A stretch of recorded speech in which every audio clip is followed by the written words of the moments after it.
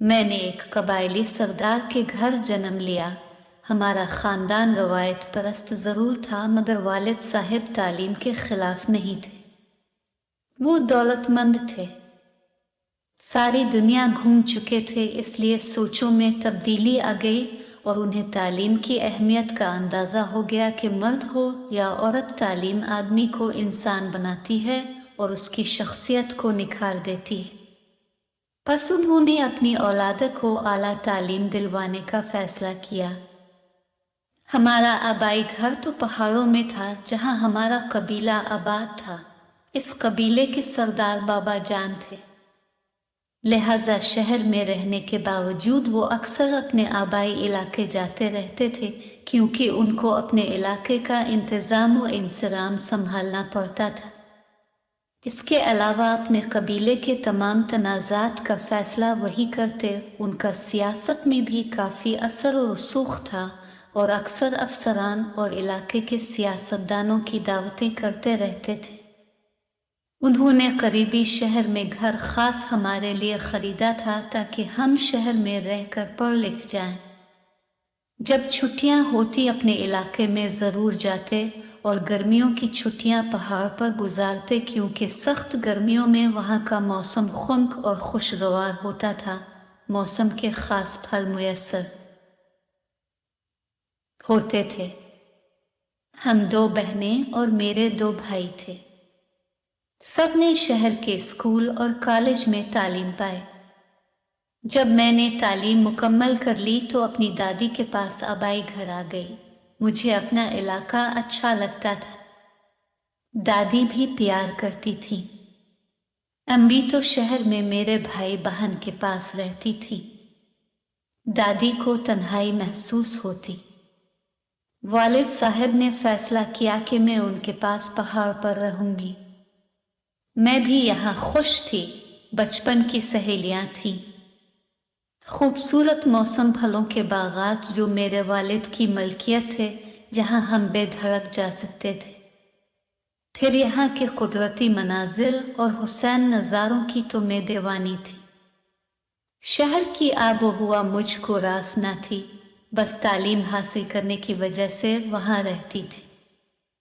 अब मैं बड़ी हो गई थी, एक सरदार की बेटी थी। दौलत मेरे घर की बांधी थी, किसी शय की कमी ना थी। आला दर्सगाहों में तालीम हासिल की थी और अब वालिद साहिब को मेरी शादी की फिक्र हो चली थी, अगरचा मेरे लिए रिश्तों की कमी ना थी।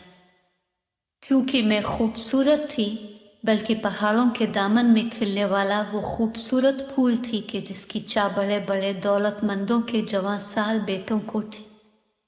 ताहम हमारे यहाँ दौलत का नहीं, रिवाजों का राज था। तभी वालिद साहब और भाइयों को मेरी शादी की फिक्र खा रही थी, जबकि खुद मुझे अपने ख्यालों की हुसैन दुनिया में एक कजिन की मोहब्बत का गम खा रहा था, जिसका नाम गुल नायाब खान था। गुल के वालिद से मेरे बाबा जान का बरसों पुराना तनाज़ा चला आ रहा था, जो कि मलकियत की तकसीम का था। जाहिर है कि पहाड़ तो नाकाबिल तकसीम होते हैं, अलबत्ता जायदाद की लड़ाइयों में इंसान के दिल और उनकी मोहब्बत में ज़रूर तकसीम हो जाती है।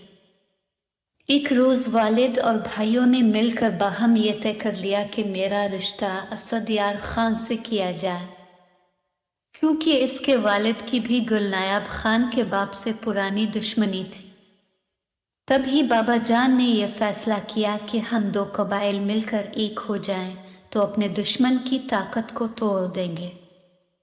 मैं एक तालीम याफ्ता लड़की थी, वालिद साहब के इस फैसला का सबब और उसका तज्जिया बखूबी कर सकती थी। मुझे अपनी ज़ात और अपने ख्वाबों से प्यार था। यूं उनकी मसलहतों पर अपनी मुसर्रतों को कुर्बान नहीं करना चाहती थी। मैं तो इस उम्र में थी जब लड़कियां सुनहरे ख्वाबों और नौखेज जज्बात की पिचरी होती हैं। रिवाज का हर सितम सहने पर तैयार थी, मगर इस जुल्म को बर्दाश्त करने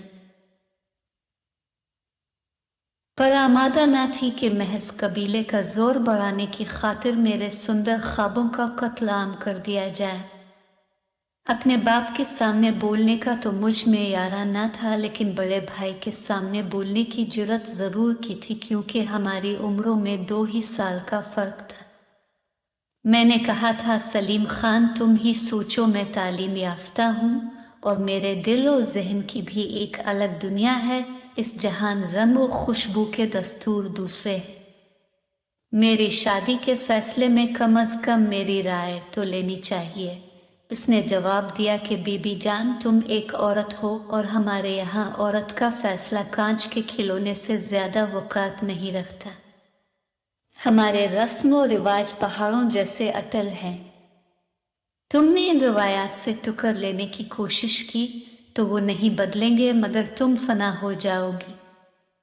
मैं फूट फूट कर रो दी, मगर मेरे आंसुओं को बरसात की मामूली झड़ी समझकर नज़रअंदाज कर दिया गया। वालिद और भाइयों ने अपना फैसला सादिर कर दिया और मुझे असद यार खान की बीवी बना दिया गया। शरीक जिंदगी खासी उम्र का था, उसकी पहले से 2 बीवियां थीं, औलाद भी उनसे मौजूद थी। मैं इस बंधन से सख्त नाखुश थी। मेरा इसका कोई जोड़ न था, मगर वो बहुत खुश था। इसको नौखेज परी की मानंद आसमानी हूर मिल गई थी। वो मुझ पर दिल और जान से फरेफ्ता हो गया, मगर मैं जो तरगुल की मानंद थी, एक मुरझाई हुई कुल्ली जैसी जर्द हो गई। वो मुझे बहरत और खुश देखना चाहता था। वो मेरी खुशदिली की खातिर दुनिया की हर शय खरीद लेना चाहता था। मुझे खुश देखने के लिए असद यार खान ने रुपया पानी की तरह बहा दिया। मेरे चेहरे को गुलाब सा देखने की आरजू में कोई जतन न छोड़ा, मगर वो मेरे दिल की खुशी को ना खरीद सका। खुशी तो इसमें थी कि वो मुझे आज़ाद कर दे, जिसका उसे इल्म ही न था।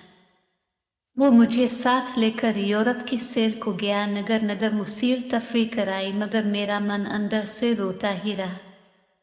उन्हीं दिनों असद यार खान तिजारत की गरज से बैरून मुल्क गया, तो मैंने अकेले में सिख का सांस लिया।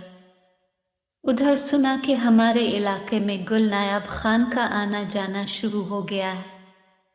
इसका एक बचपन का दोस्त यहाँ कयाम पजीर था, जिससे मिलने को आने का बहाना था। असद यार खान के रिश्तेदारों ने सोचा कि दुश्मनी के बावजूद गुल नायाब का दुश्मन के इलाके में आने जाने का क्या मतलब है। पहले तो वो समझ ना सके कि इसकी वजह यह है कि वो दिल के हाथों मजबूर है। बज़ाहिर वो दोस्त की चरागाह में पहाड़ी हिरन का शिकार करने आया था, लेकिन इस चरागाह के पास ही हमारे फलों के बागात भी थे। एक रोज जब मैं बाग में सैर की गरज से गई, तो शिकार के बहाने से आने वाले शिकारी ने इस घायल हरनी को भी देख लिया कि जिसके दीदार की इसे प्यास थी। दोनों की निगाहें मिले तो दिल का जख्म शिद्दत से हरा हो गया। ये जख्म जो पहले से मौजूद था, इस पर हर मरहम बेकार रहा। ये घाव अच्छा होने वाला न था।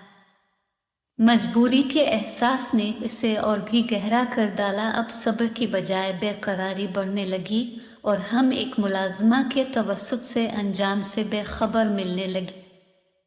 बहुत राजदारी बढ़ती, मगर फिर भी जमाने को खबर हो गई। मेरी सौतनों के बच्चे जवान थे, वो हमारे दुश्मन हो गए। उन्होंने मुलाजमा पर सख्ती की तो खौफ से उसने राज को उगा दिया। अब मेरी जिंदगी का चिराग गुल करने को मुलाजमा का बयान काफी था। कुछ माह बाद जब असद यार खान लूटा तो इसने इस मामले की बाज़गश्त सुन ली। वो खुद मुझे अपने हाथों से हलाक करना नहीं चाहता था, लिहाजा खत लिखकर मेरा फैसला मेरे भाइयों पर छोड़ गया। जब भाइयों को इसका खत मिला, वो गैरत के मारे आपे से बाहर हो गए और मेरे कत्ल की तैयारियां शुरू कर दें। किसी सूरत गिल नायाब खान ने मुझसे हालात मालूम करने की खातिर एक बूढ़ी औरत के जरिए राब्ता किया और रातों रात चरागाह आ गया। मैंने भी तैयारी बांध ली थी। जब असद यार सो रहा था, दबे पांव घर से निकली और चरागाह पहुंच गई। वो सवारी लाया था, इसके हमरा मौत की वादी से निकल भागी, क्योंकि अगले रोज ही मेरे भाई मेरी जिंदगी का चराग गुल करने को आने वाले थे। हम छुपते छुपाते पहाड़ों की संगलाख सरजमीन से दूर निकल गए और फिर गुल नायाब मुझे ईरान के रास्ते तुर्की ले आया। कुछ अरसा बाद नायाब ने अपने असर और सुख से वहां से भी आगे एक मुल्क में जाकर पनाह ले ली। हम फिर कभी लूट कर वतन न गए, जहां हमारे खून के प्यासे थे। मुझे अपनी जान बच जाने की खुशी थी और गुल नायाब को मुझे पा लेने की खुशी थी, लेकिन मेरी खुशी में भी आज एक दर्द शामिल है। सारी उम्र ये दर्द मुझे तड़पाता रहेगा। जब मैं जान बचाने की खातिर घर से भागी थी तो मेरे दोनों बच्चे बेखबर सुअर है थे, जिनके गालों को बोसा भी ना दे सकी। बेटी 3 साल की और बेटा 1 साल का था। ये दोनों बच्चे मेरे सपनों के पास रह गए और मैं खून के दरिया को पार करके अपने वतन से हजारों मील दूर आ गई। सच है, जान बड़ी प्यारी शय है। जब मौत का खौफ सर पर मंडला रहा हो तो फिर जान बचाने के सिवा और कुछ सूझता भी नहीं है। अब सोचती हूँ न जाने मेरे बच्चे किस हाल में होंगे और वो अपनी माँ के बारे में क्या सोचते होंगे।